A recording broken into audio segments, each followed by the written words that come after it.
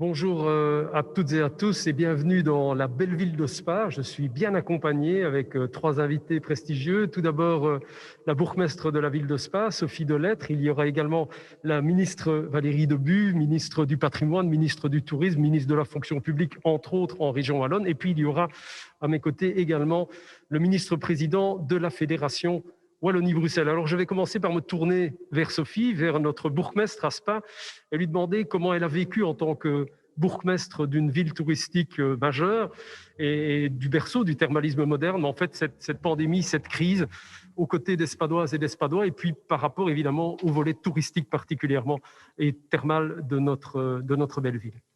Oui, merci Charles. En fait, effectivement, je pense qu'on a tous vécu cette crise de manière assez compliquée.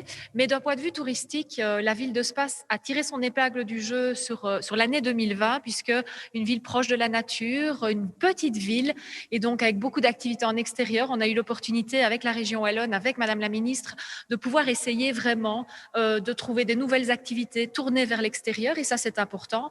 Et puis surtout, aujourd'hui, une vision sur l'avenir, puisque Spa est candidate au patrimoine mondial à l'UNESCO. Donc, dès le mois de juillet, normalement, cette année, on pourrait voir la ville de Spa, la première ville reconnue en tant que ville wallonne au patrimoine mondial de l'UNESCO. Et tout ça, c'est grâce à la région wallonne, puisque c'est la région wallonne qui porte le dossier.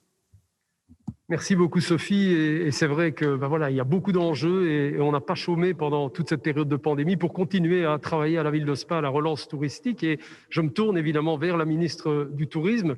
Culture, tourisme, c'est lié particulièrement à travers le patrimoine, Madame la ministre. Et c'est vrai que j'ai envie de vous demander finalement quel a été l'impact de la fermeture des frontières par rapport au tourisme en général dans notre beau pays. Est-ce qu'il y a eu un impact aussi finalement par rapport au fait que l'on a mis en avant, que vous avez particulièrement voulu mettre en avant la promotion touristique au niveau intra-belge?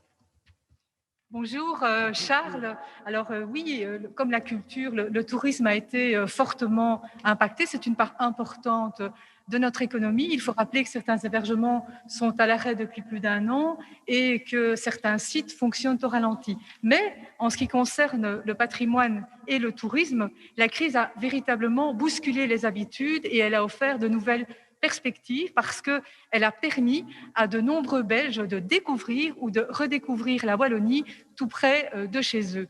Alors, on peut conclure qu'ils ont vécu une belle expérience parce que durant l'été dernier, la durée des séjours a été plus longue que d'habitude et la cote de satisfaction de la Wallonie dépasse les 70%, ce qui est positif. Ça a été finalement un acte citoyen finalement que de visiter notre belle région et tous ses trésors. Et alors, quels sont, Madame la ministre, chère Valérie, finalement ce qui est prévu pour continuer à accompagner évidemment cette relance touristique dont on a évidemment bien besoin? Le secteur a été impacté lourdement, vous l'avez dit.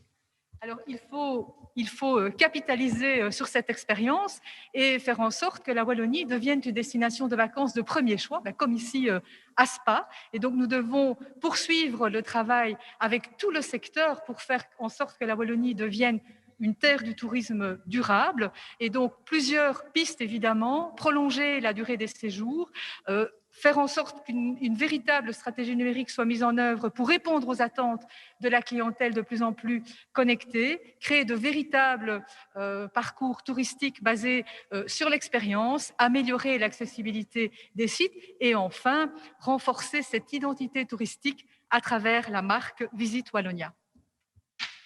Merci beaucoup, Madame la ministre, chère Valérie. Je vais me tourner maintenant vers le ministre-président en Fédération Wallonie-Bruxelles, mon ami Pierre-Yves Jolet. Pierre-Yves, on a annoncé récemment effectivement la tenue d'un concert test, d'un événement scientifique organisé la semaine prochaine à Spa.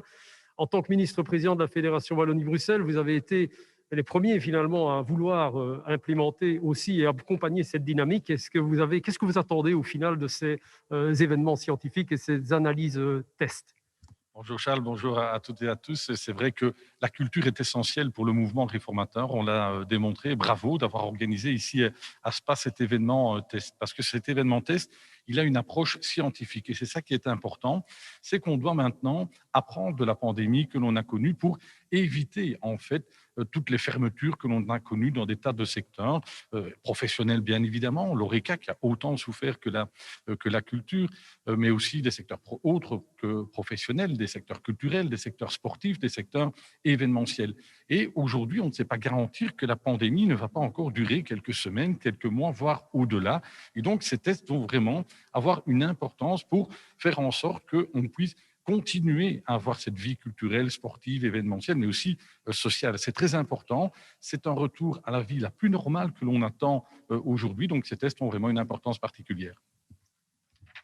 Merci beaucoup, Pierre-Yves. Et c'est vrai qu'on a besoin de sortir de la gestion de crise et d'aller vers une gestion du risque. Et je ne peux m'empêcher de penser aussi à mes collègues Philippe Daudrimont et Diana Nikolic qui réclament dans d'autres secteurs, particulièrement le sport en l'occurrence, effectivement que ces analyses scientifiques soient également tenues. Alors, en ce qui concerne la culture, elle passe évidemment par des moments extrêmement difficiles. Qu'est-ce qui va être fait encore dans les semaines à venir, les mois à venir, les années à venir pour être en soutien de ce secteur particulièrement impacté par cette pandémie ?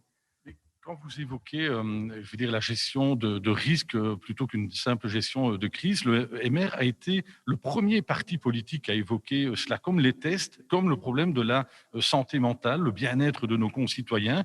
Aujourd'hui, la privation de liberté est très forte pour nos concitoyens, nos jeunes en particulier, nos enfants en particulier. Et donc, il est vraiment important d'avoir ce retour à la vie normale le plus rapidement possible. Et là, je pense que le mouvement réformateur a vraiment initié toute une série de concepts qui étaient importants à intégrer dans la gestion de la crise. Alors, le secteur culturel, comme d'autres secteurs, ont déjà été aidés, que ce soit par le fédéral, que ce soit par la région wallonne ou la fédération Wallonie-Bruxelles.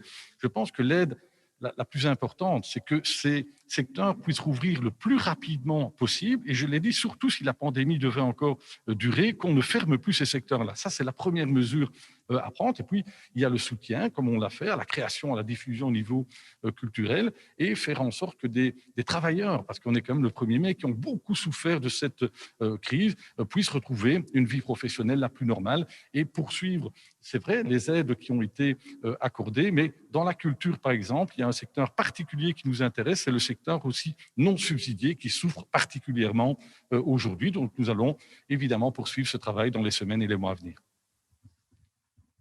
Eh bien, un immense merci, Monsieur le Ministre-président, cher Pierre-Yves. Simplement envie d'ajouter, avant de vous rendre l'antenne, que j'ai vu vraiment une mobilisation absolument incroyable à tous les niveaux, au niveau local, mais au niveau du Parlement. J'ai vu des collègues se mobiliser nuit et jour, vraiment, et être aux côtés du secteur culturel. J'ai envie d'en citer quelques-uns: Jacqueline Galland, Olivier Marois, Diana Nikolic, François Skepmans, Nicolas Tsané-Tatins, Rachel Sobry, Nicolas Janssen, Anne Laffu, Stéphanie Cortis ou Hervé Cornili.